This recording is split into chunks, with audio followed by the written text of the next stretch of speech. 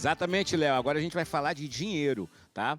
A gente está vendo, muita gente ainda não sabe, mas muita coisa com essa virada do ano vai acontecer, né? E ao que parece, as funcionalidades do Pix vão mudar, que na verdade, já virou parte da vida de todas as pessoas, né? Hoje ninguém mais usa cheque, hoje ninguém mais faz TED, hoje ninguém mais faz DOC. E quem está trazendo todas as informações para a gente é o professor e também contador André Luiz Barbosa. Seja muito bem-vindo, professor. Eu queria saber, professor, o que muda, né? Com essas transformações, o que a gente tem de novo em 2024? Boa tarde. Boa tarde. Primeiro eu queria saudar você, meu amigo, Léo também, Tatal também, que é uma grande referência aí à musicalidade baiana. Dizer para vocês, como você falou, que a gente ia comentar sobre dinheiro, a gente dá até um frio na barriga, mas na realidade a gente percebe claramente que é algo que nos move no dia a dia também, né? Obviamente. E com a chegada do Pix, a gente percebe que vem um acompanhamento aí sobre as questões tecnológicas que estão sendo evidenciadas ao longo do tempo. E hoje é uma realidade.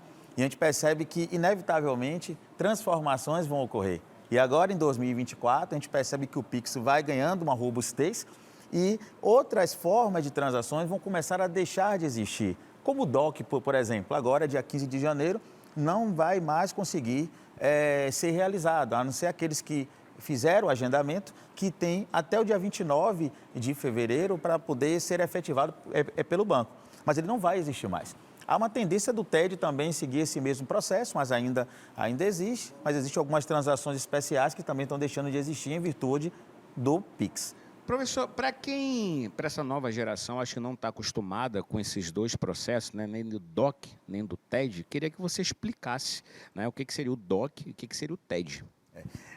Uma das coisas bem interessantes que a gente traz agora, né, com a chegada do Pix, é que o DOC e o TED, ele tinha uma limitação, mas que servia muito para que você pudesse fazer transações entre bancos diferentes, né? Então, assim, quando você tinha uma operação para ser realizada de um banco para o mesmo banco, para a mesma estrutura, você fazia uma transferência e resolvia. Quando você tinha que fazer para um outro banco, aí você tinha que buscar uma nova modalidade. Até o valor de R$ 5.000, você conseguia fazer um DOC, né? Então, esse DOC, ele tinha algumas particularidades, não só de limite de valor, mas também questão de horário. Até porque você fazia hoje, mas poderia entrar no outro dia. Então, você fazia até umas 8 horas da noite, mais ou menos, e aí o banco processava isso pós o seu expediente para que no outro dia pudesse entrar na sua conta. Já o TED, você conseguia fazer até 5 horas da tarde e entrava no mesmo dia.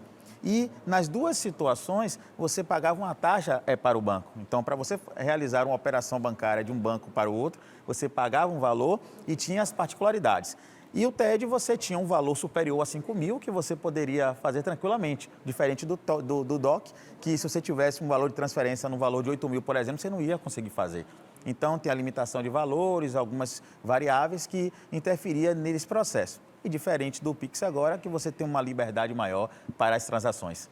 Ô, professor, me diz uma coisa, por que mesmo com a chegada do Pix, muita gente ainda insiste em realização do TED, por exemplo? Será que é medo? O Pix não passa essa segurança toda? Por que ainda existe uma certa resistência, por incrível que pareça, de algumas pessoas que ainda preferem o TED? Na realidade, toda mudança, toda transição, ela gera uma certa resistência, até você se acostumar. Então, o que acontece? O Pix já vem acontecendo há um determinado tempo e agora a população está se acostumando com o processo. Inclusive, a gente tem uns dados aí que o Pix hoje, sozinho, já tem um volume maior de movimentação, juntando TED, DOC, boleto e outras operações financeiras. Então, já está bem aceito. Mas existe uma parcela ainda que está nesse processo de adaptação ou até com receio. Muitos têm medo ainda da Receita Federal, né? Não, ele vai me pegar, ele está sabendo o que eu estou fazendo. É uma situação que está no momento de controle e aí fica com uma certa resistência. Mas isso vai ser uma coisa momentânea mesmo. Algumas ainda trazem uma estrutura tradicional, mas a tendência é que a gente esteja mais atualizado e utilizando das melhores operações de forma mais tranquila e mais rápida. Certo.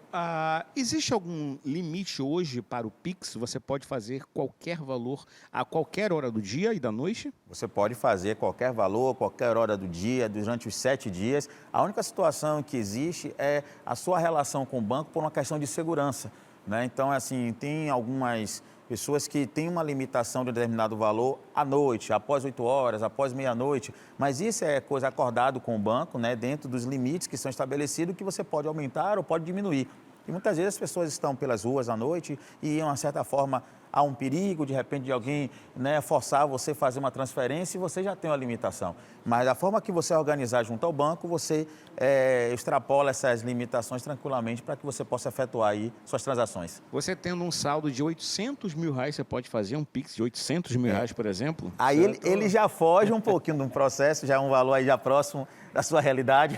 Com certeza, por isso que eu estou. Mas aí é algo assim, o banco ele tem algumas limitações, né? Se você tem um valor muito alto, então a depender do que se esteja propondo, ele vai indicar sempre que você possa comunicar ao banco antes, para que você possa fazer sua transação tranquila. Porque 800 mil não é uma situação natural de se fazer no dia a dia. Na verdade, eu falei 800 mil jogando muito para cima, porque hoje, quando você faz uma movimentação atípica, e aí vem um recado, né?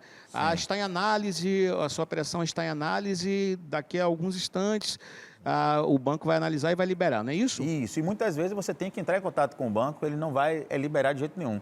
Ou vai entrar em contato com você de alguma forma, alguma modalidade segura, para que você possa buscar o banco e resolver. Não o banco, através de qualquer meio tecnológico, resolver com você, porque é um perigo também, hoje, com as questões hackers e tudo mais. Mas, assim, situações atípicas, com certeza, vai ter alguma forma para que você possa entrar em contato com o banco para poder dar os encaminhamentos da melhor forma possível.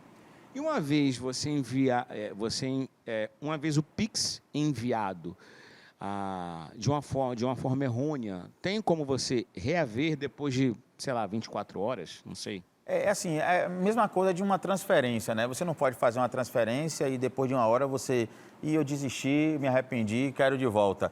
Aí você vai ter que entrar em contato com o banco para poder viabilizar o contato com aquele que foi beneficiário, para poder viabilizar, caso você não conheça a pessoa, justamente para poder ver a viabilidade do estorno ou da própria devolução.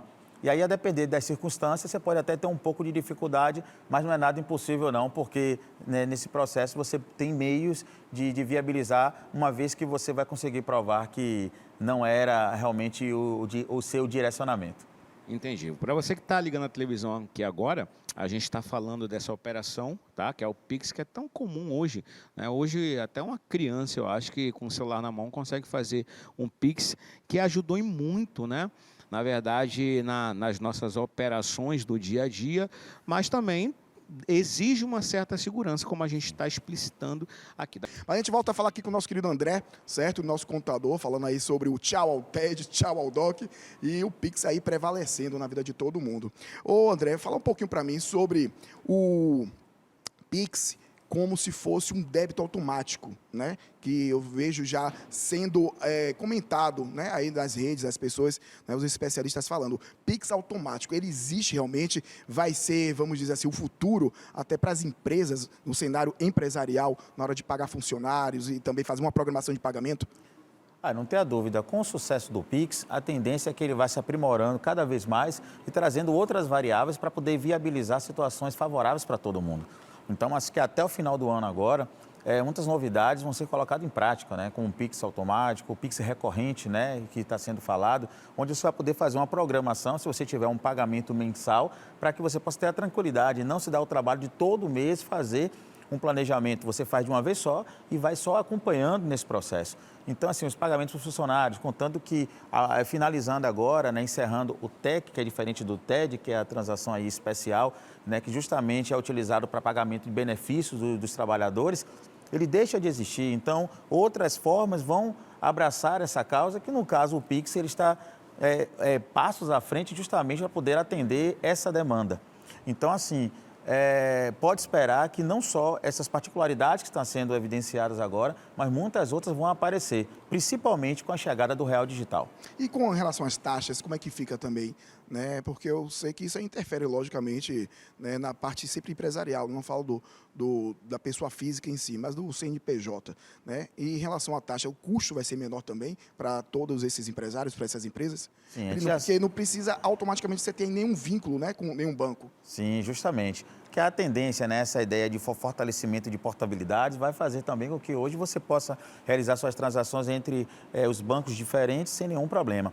Agora é o seguinte, pessoa física para pessoa física, hoje você não tem nenhuma taxa com o Pix. Quando se trata da pessoa jurídica, aí você já tem um valor a pagar, mas isso não quer dizer que vai continuar, ou que vai aumentar ou diminuir. Aí vai depender da circunstância, de como a economia vai estar girando e como isso vai fomentar, porque é mais interessante para toda uma estrutura, né, para o sistema econômico, que a modalidade transacional sem pegar no papel de moeda, ele seja realmente tendendo para esse 100%. Vai demorar um pouco, porque o Brasil é muito grande, nem todo mundo ainda... continental, né? Isso, justamente, com essas dimensões que nós temos, mas há uma tendência que chegue até lá.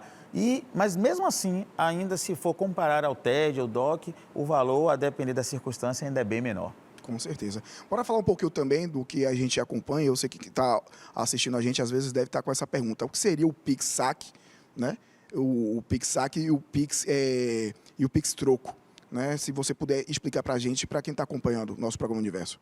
Para poder entender melhor sobre isso, que isso vai vir à tona ainda com uma força bem maior, a gente precisa entender até uma particularidade que não é exatamente isso, né? Até o final do ano existe uma possibilidade já do lançamento do Real Digital. Se a gente perceber hoje o Pix, a gente percebe que você hoje recebe o dinheiro na sua conta, você paga o restaurante pelo Pix, você paga a conta de luz pelo Pix, você paga o picolé pelo Pix, inclusive os ambulantes vêm ainda com QR Code para não ter erro, né? Então coloque ali seu QR Code, porque se ele falar o número errado, para justamente não acontecer o que o Alex falou, botou errado, vai resolver. E no final de tudo, acabou o dinheiro, ou melhor, acabou o valor em conta e você não pegou no dinheiro. Então perceba que o mundo digital já chegou no mundo financeiro de uma forma muito forte. Então, nessa perspectiva, a gente pergunta, quando a gente tem um dinheiro, é o troco, né? Quando a gente tem um dinheiro, é o pagamento. Então, todas as modalidades de transação que a gente fazia com o dinheiro, você vai passar a fazer também de forma digital. Então, assim, se você está pagando de forma digital, a depender das circunstâncias, o valor que você já tenha pré-agendado, ou um valor de volta que vai existir, tudo isso vai existir na modalidade. Hoje, no ano passado mesmo, a gente teve um exemplo onde eu paguei em dinheiro, né, para uma lavagem de carro. O pai falou assim, olha, eu não tenho dinheiro aqui para te dar o troco, eu vou fazer um Pix para você. E ele fez um Pix para mim. Então, assim, tudo é uma forma de facilitar as transações. Que maravilha. Agora, para quem está acompanhando a gente aqui, eu sei que você já bateu, né, um papo mais ou menos com esse assunto com o Alex, mas é bom a gente voltar a reforçar sobre essa atenção na hora de fazer o Pix, né? Porque vira e mexe, existem situações que realmente são desconfortáveis, desagradáveis, e principalmente quando é um valor mais considerável, na hora que você fazer o Pix, prestar atenção, né? Exatamente se você está digitando ali a chave correta. Você está colocando ali o celular, se é o CPF, né? Se é o e-mail também. Porque qualquer coisa, uma letrinha, qualquer número, vai para uma outra pessoa. E esse processo aí que é preocupante, né, André? Não tenha dúvida. Inclusive, a gente já percebe hoje que o uso do QR Code é uma segurança, né, que o pessoal tem, porque se você vai digitar o número do telefone, o número do CNPJ, uma chave aleatória, então pode ocorrer alguns equívocos e, de forma coincidente, cair para outra pessoa. Então, mas assim, é inevitável, né, as formas, né, as diferentes chaves que tem que ser utilizado. O que a gente orienta é que você possa estar atento à passagem, né, após colocar a chave.